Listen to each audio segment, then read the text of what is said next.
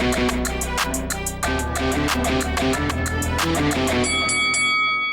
guys, welcome to Boxing Squared for boxing news and views from around the internet.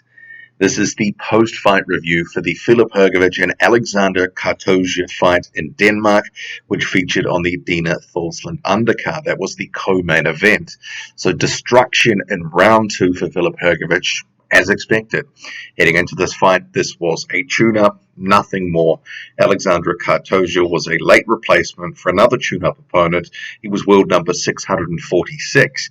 And he fought accordingly. Starched in the second round, about a minute or so into it, a massive right hand lands from Filip Hrgović. See here on screen, so we're just going to cut to a couple of different still shots. I actually feel a little bit dirty because I paid the $5.99 channel membership fee to access this card for all 4 minutes of action. But, you know, we do these things running a channel like I do. But you can see, Kartosia wearing the ropes like a face mask. He was obliterated by that right hand.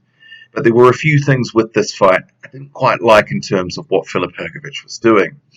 In the first round, it was pretty much measuring for the right hand, and that was it. Wasn't really using the jab to any real extent or to any real effect. And he does have a good jab, Filip Hrgović, but he was looking for that one shot. Sometimes they would just lead right hands, forget the jab, just lead right hands. And he didn't, because he was just trying to measure that one shot the entire round, it was obvious to Alexander Kartosia what was coming. And this is one of the things that we've been saying about Filip Hrgović in the past year or so. He's becoming almost like Aslanbek Makhmudov in some respects, just so right-hand dominant that he's fallen in love with the power, that he's looking for that one shot and almost the one shot only. And there were a few moments in that first round. I mean, bear in mind, Alexander Kartosia, although he was talking up his power ahead of this fight, saying that Hrgović would have never experienced any power like his, Kartosia actually managed to clip him about 4 or 5 times. I think 3 of them might have been left hooks. But it was a situation where if it had have been an opponent with any mustard on those shots, Hrgović might have been in trouble to some extent, because really he wasn't defensively responsible to any real extent. He was just trying to walk through Kartosia's punches to get him out of there.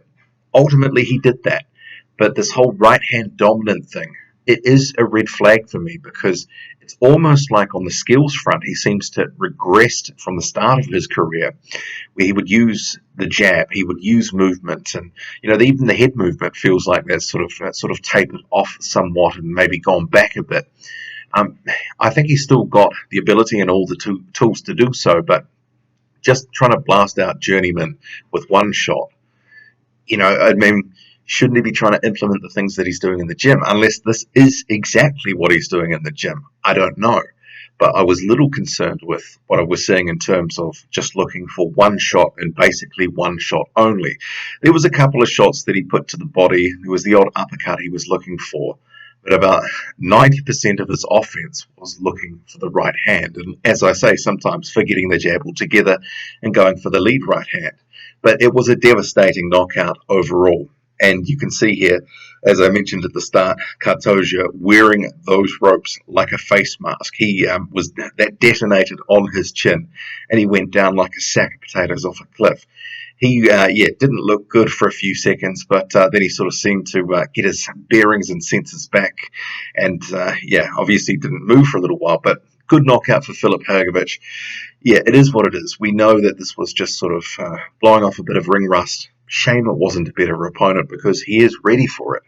Whether that is guys that can test him and sort of use this whole right-hand dominance thing against him, he is ready for those sort of top 50 type fights. He has been for some time. He's already had 1 or 2. I mean, Eric Molina, at the point that he fought Molina, maybe about world top 50 or 60, something like that, blasted him out in 3 rounds.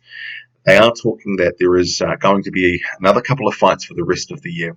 Seems to be a little bit changeable about where he may be fighting, because initially there had been talk about the United States, but now potentially it could be in the UK. So I guess with the whole pandemic and this period of time, things are not necessarily, going to be set in stone. So we could see him popping up in the UK or somewhere else in the United States. They don't really have much of a lineup for the Matchroom schedule for the rest of the year in the US. They had been using Hrgovic in the US previously, so I guess we'll see. But I'm hoping, at least next time out, maybe it's going to be, someone in the world top 200 or something like that.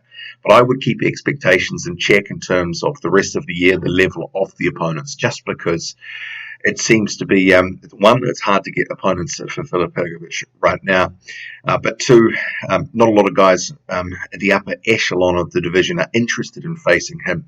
But some of that comes down to he's only got a record of 11-0, so they might try to just lop a couple of quick fights on there, pump that record up closer to 15-0, and perhaps if they can put some money behind his fights in terms of enticing the opponents in, because most of the opponents, you have to say so far, have been pretty cheap, respectively, compared to what they would have to stump up to get a real test and challenge in the ring.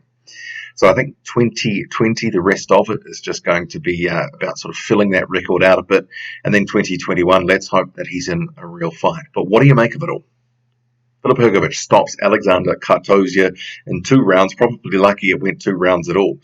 Drop a comment, loud and often. Hit like, hit subscribe. Follow me on Twitter. Boxing_squared. I'm out.